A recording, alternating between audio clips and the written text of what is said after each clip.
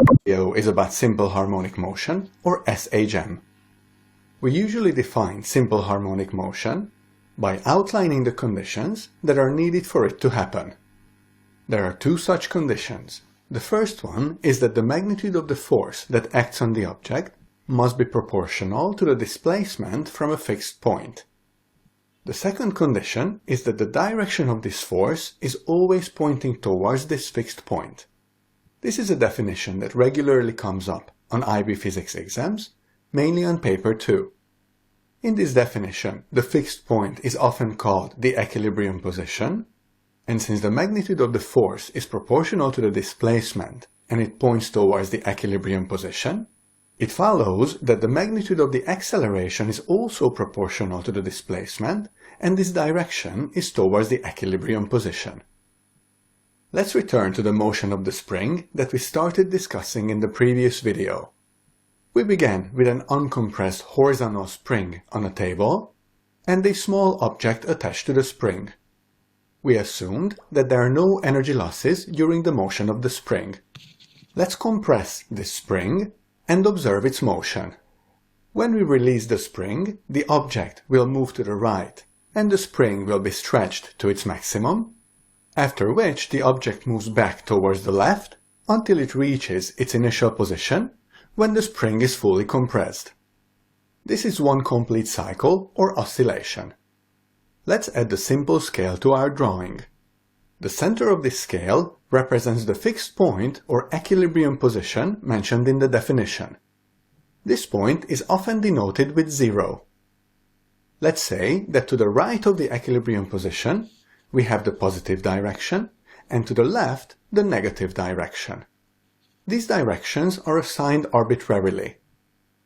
Next, we'll use a table to examine x, the displacement, v, the velocity, f, the force, and a, the acceleration, at the 5 different positions during one oscillation. In the first position, when the spring is fully compressed, the object is as far left of the equilibrium position as possible. This means that the magnitude of its displacement is maximum, and since it is displaced in the negative direction, its displacement is negative. I will denote this with max negative, meaning that the magnitude of the displacement is at its maximum, while the direction or sign of the displacement is negative.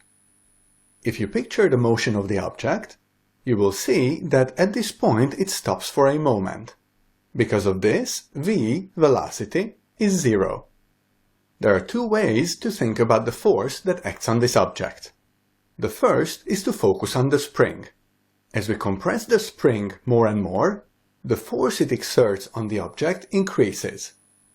As a result, at the maximum compression of the spring, the magnitude of the force must be at its maximum. As for the direction of the force, we can imagine that the spring is trying to push the object to the right, in other words, towards the positive direction. This means that the force exerted on the object is pointing to the right, therefore it is positive.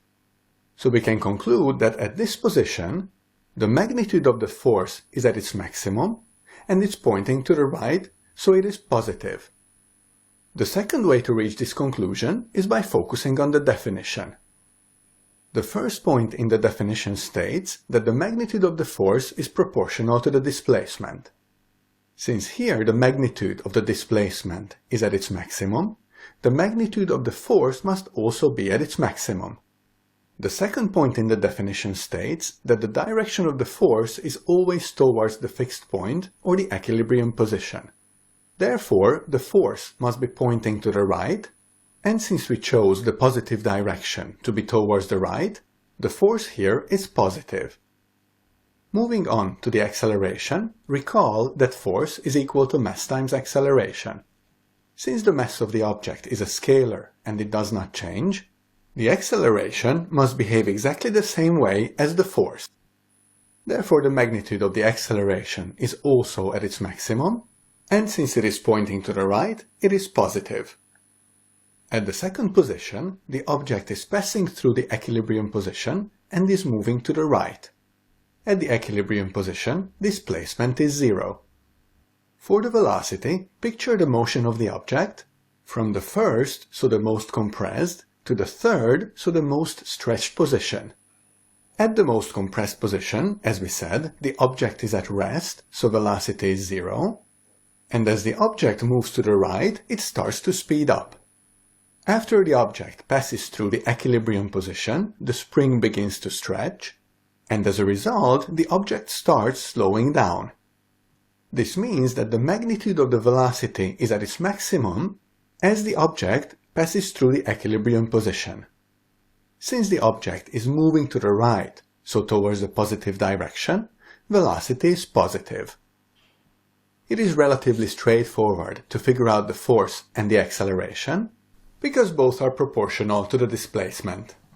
Since displacement is 0, force and acceleration are also 0. In the third position, the spring is fully stretched. The object is as far to the right as possible, so the magnitude of the displacement is maximum, and its sign is positive.